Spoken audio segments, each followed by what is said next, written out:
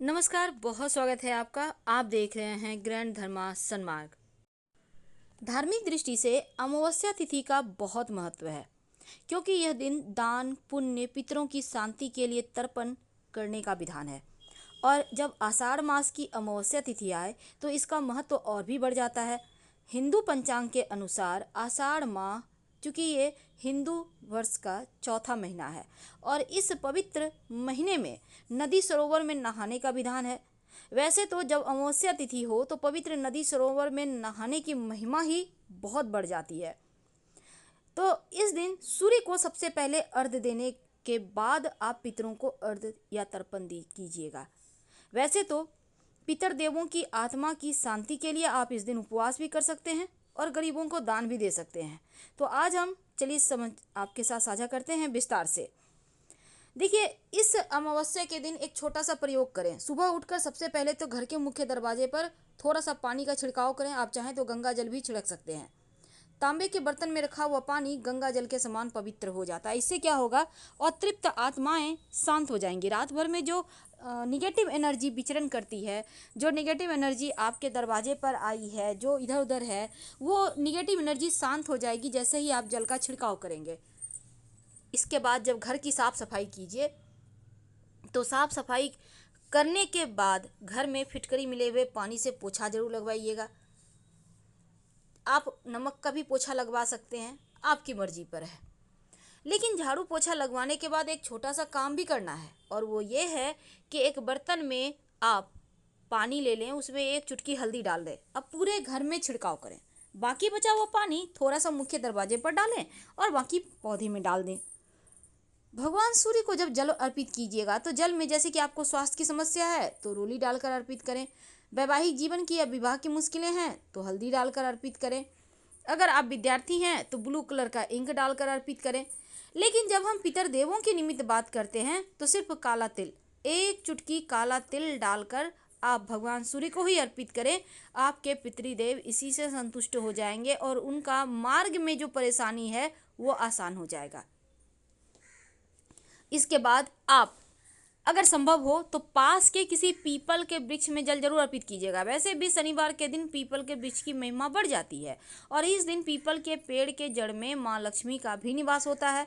और शनि जब अमावस्या हो तो क्या होता है, पीपल के पेड़ की पूजा करने से आपके शनि दोष भी समाप्त होते हैं। जीवन की आपके करियर रोजगार की मुश्किलें समाप्त होती है। तो एक लोटा जल में एक चुटकी काला तिल, एक चम्मच या 2-4 बूंद दूध, थोड़ी सी मिश्री या गुड़ ले लें। सफ़ेद पुष्प जिसमें गंध कम हो वो डाल दें और एक चुटकी अक्षत संभव हो तो ले लें। अब ले जाकर पीपल के पेड़ में अर्पित कर दें। ओम नमो भगवते वासुदेवाय का खूब जप करें। अगर नौकरी रोजगार की समस्या हो तो काला धागा लेकर जाइएगा और पीपल के पेड़ की डाली में ओम नमो भगवते वासुदेवाय कहते हुए आप पहले इसको लपेटिए। जितनी मर्जी उतनी बार, एक बार 2 बार आपकी मर्जी पर है, लेकिन 7 गांठ एक बार से ही लगा दीजिएगा। यानी 1 2 3 4 5 6 7 करके आप इसको लगा दीजिए और अपनी मन्नत कहें और घर आ जाए। जीवन की मुश्किलें कम होंगी, नौकरी रोजगार की समस्या दूर हो जाएगी, क्योंकि ये धागा आपकी मन्नत को पूरी करता है। और शाम के समय पीपल के नीचे एक दीपक जरूर जलाइएगा। संभव हो तो दीपक में आप एक चुटकी काली उड़द डाल दें, अगर नहीं है तो काला तिल भी डाल सकते हैं। और दीपक में अगर काला धागा या काले कपड़े की बाती लगा सकते हैं तो अच्छी बात है, नहीं तो आप रुई की बाती यूज कर लीजिएगा।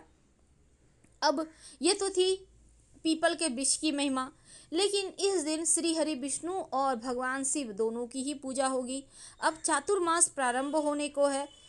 16 जुलाई को कर्क संक्रांति है। इस दिन से सूर्य दक्षिणायन हो जाएंगे, तो यकीनन यहाँ से आपके जीवन में बड़े बदलाव होंगे। अगर जीवन में बहुत परेशानी है, आपके राहु केतु परेशान कर रहे हैं, आपके पितृदोष आपको परेशानी दे रहे हैं, तब शिव जी के मंदिर में चले जाएं।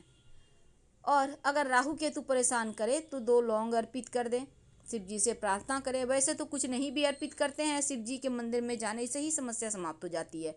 पर शिव जी के मंदिर में जब जाइएगा तो शाम के वक्त एक दिया जरूर जलाइएगा, और वो दिया घी का तेल का कोई भी हो सकता है। पर उस दीपक में मन्नत अगर आप कोई मांगते हैं तो उसमें एक लौंग डाल दीजिएगा, आपकी मनोकामना पूर्ण होगी। शिव जी को जो पसंदीदा वस्तु है, बेलपत्र है, धतूरा है, उसका फल है, ये सभी चीज़ें आप अर्पित करें तो आपके राहु केतु और शनिदेव तीनों ही शांत हो जाते हैं और जीवन में चमत्कारिक लाभ मिलते हैं। और खासकर अगर राहु पीड़ाएं दे तो लौंग अर्पित कीजिएगा। आप चाहें तो ये लौंग अपने तकिए के पास रखकर सोइए और अगले दिन डाल दें। अगर घर में कोई बीमार है तो एक छोटा सा प्रयोग करें। रात में उनके सिराहने आप 1 लोटा पानी में 5 पीपल के पत्ते रखकर पानी को ढक कर रख दें। अगले दिन सुबह इसी जल को ले जाकर शिवलिंग पर अर्पित कर दें। पीपल का पत्ता भी अर्पित कर दें। उनके स्वास्थ्य की समस्या धीरे धीरे दूर हो जाएगी। अगर दवा नहीं काम कर रहा था तो काम करने लगेगा। ये सिंपल सा प्रयोग है। वैसे अगर आप रात में भूल गए हैं, सुबह ये वीडियो देखे हैं, तो 1 लोटा पानी ले लीजिएगा और उनके ऊपर से 7 बार, जो व्यक्ति बीमार है, बार वार कर आप शिव जी पर चढ़ा दीजिएगा।